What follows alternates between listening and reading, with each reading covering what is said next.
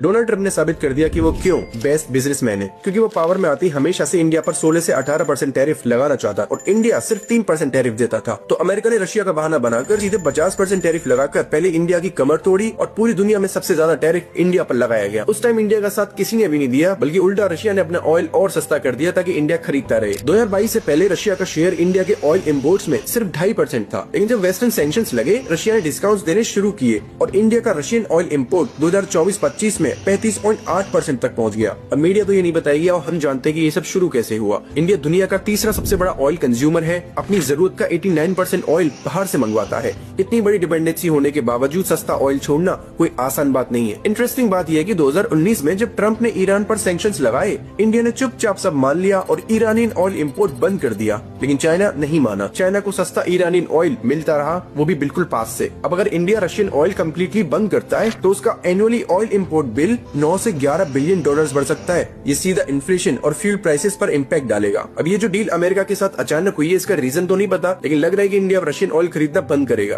American products पर तो tariff 0 रहेगा और 500 बिलियन डॉलर्स का अमेरिकन सामान इंडिया खरीदेगा, जिसमें अमेरिका के एग्री प्रोडक्ट्स भी होंगे और बदले में टैरिफ 50% से 18% कर दिया जाएगा। अब ये सच है कि शॉर्ट टर्म के लिए इंडियन बिजनेसेस को राहत मिलेगी, लेकिन लॉन्ग टर्म में इंडिया की कमर टूट जाएगी। और इतना सब होने के बाद पीएम मोदी अपनी पार्टी ऑफिस में ऐसे स्वागत करवा रहे हैं जैसे कोई जंग जीत कर आए हो। अब उम्मीद करते हैं कि डील सिर्फ ट्रंप के कार्यकाल तक हो, उससे ज्यादा लंबी ना चले।